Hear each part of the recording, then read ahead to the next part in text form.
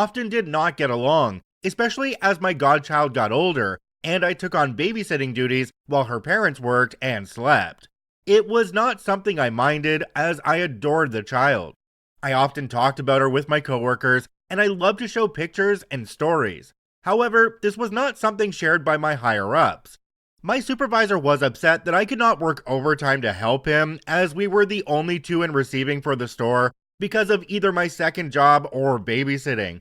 And soon after the second walkout, I was made aware of a rumor circulating around the store that the child was in fact my own daughter that I had fathered outside of my friend's husband's knowledge. The source of the rumor was unknown, but my assistant manager had made disparaging remarks to me in the past about men taking care of children. So I had my theories. My holiday plans, asked off in advance as soon as our electronic system allowed, were cancelled without explanation, both Thanksgiving and Christmas. I had never missed a major holiday since I moved north, and I had asked the same days off the year prior and had gotten them off before the assistant manager arrived. Strike one. And soon after this, my supervisor, whom I work closely with every day, had a positive COVID test, forcing me, per company rules, to self-isolate until I could get a positive or negative test myself. During this week, as it took a full week to find a place with enough room to give tests, I was harassed repeatedly by text and phone call by both management and my supervisor to track down an at-home test and get back to work ASAP.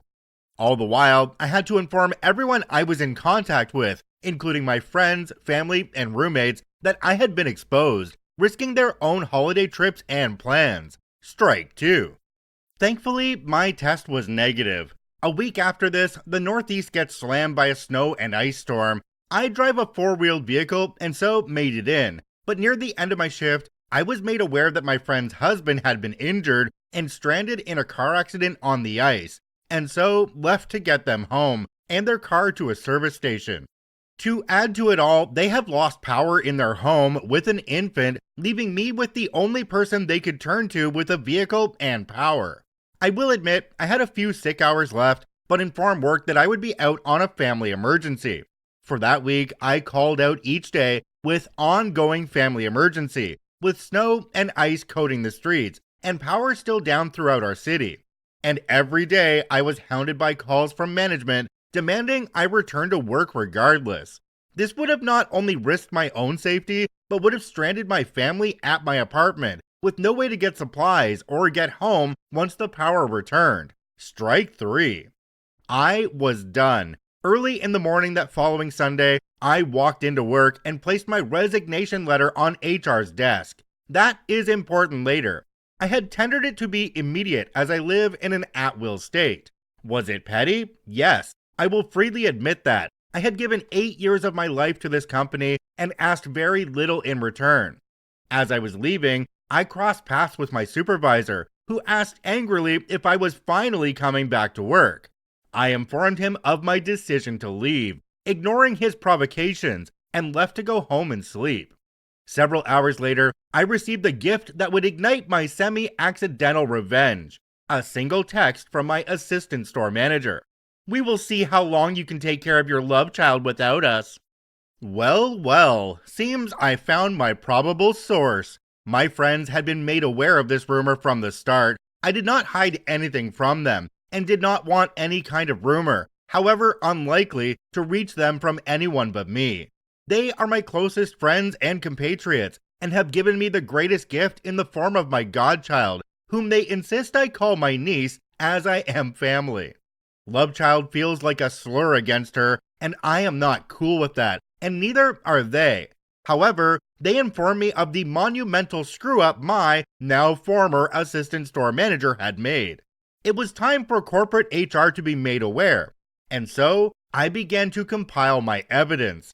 The texts from my supervisor, the call records and messages left, and this holy grail of a text message.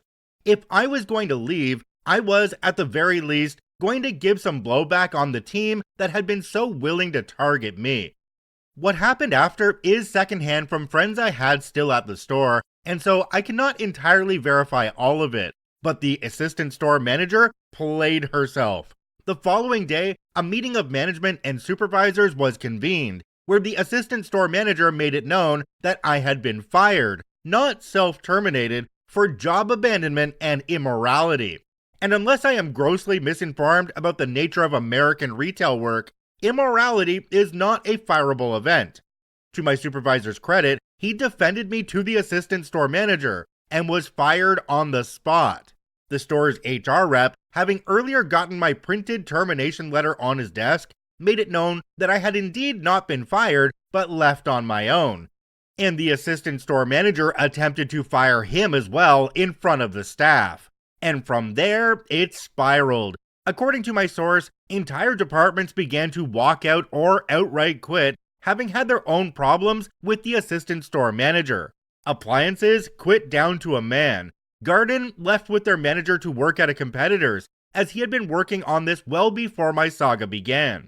Front desk walked out in protest as it came out that the assistant store manager had threatened and blackmailed several part-timers to not wear their headscarves if they wanted hours. Lumber, Receiving's main partner, quit. ProDesk joined the front desk protest as one of their number, a Sikh man, had also been threatened. Cashiers, both head cashiers quit, and the other trained cashiers walked out with the desks. Ops manager had informed the district manager and quit outright before he arrived, walking out with the HR rep and my old supervisor.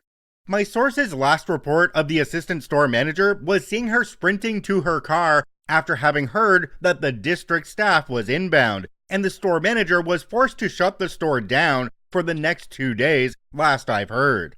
I've been in contact with the other injured parties, and we're compiling all the evidence we've collected, as several of the families are hiring lawyers. I suspect the company will attempt to keep this quiet. I just never suspected that anything like this would happen.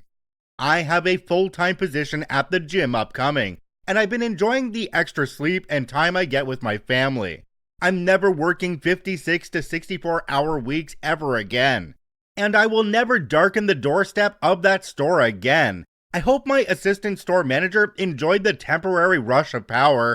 I suspect she won't be getting it ever again, at least not in manager positions. Jumping down to the comment section on this one, there's one from a user called Dacosaurus. It says, "Yeah, sounds like there's a class action hostile work environment case here.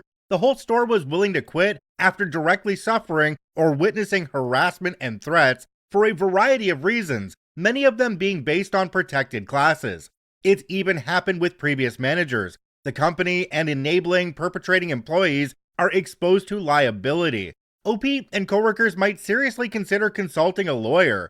Maybe another employee suffered even more damaging harassment. OP doesn't have to take the lead if they don't want that attention, but the employees should understand their legal right to potential compensation." Hey, OP, aren't you glad you got out of that place? Can we just point out the irony of the situation here where the assistant store manager was harping on OP for immorality when they were the ones hating on people with specific backgrounds in the store? OP, you said in your last paragraph that several of the families were hiring lawyers. I think you need to jump on that bandwagon and make sure that this place pays for what they've done. This story comes to us from Nub Muffin. Manager bullies me for several months until I finally quit. I made sure to get him fired. This happened around 2016. I'd, at the time 25 or 26 male, been without a job for a while, looking for a better paying job than I had before, and I found one at a camera security company that was looking to hire someone for the service desk. I went for an interview and got a call back later that day. If I wanted the job, it was mine.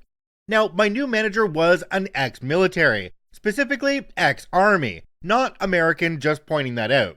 He really didn't like having people disagree with or going against him, a thing I was very unaware of when I took the job.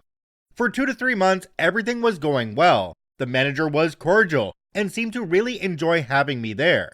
I worked my butt off every day, as the software we were working with was unknown to me, so I studied a lot and even went overseas to another country to follow a course and succeeded on my exams. However, after that period, my grandpa, who was like a second father to me, suddenly was hospitalized after a brain bleed, maybe an aneurysm. He was found in the shower. He had collapsed after he pressed his panic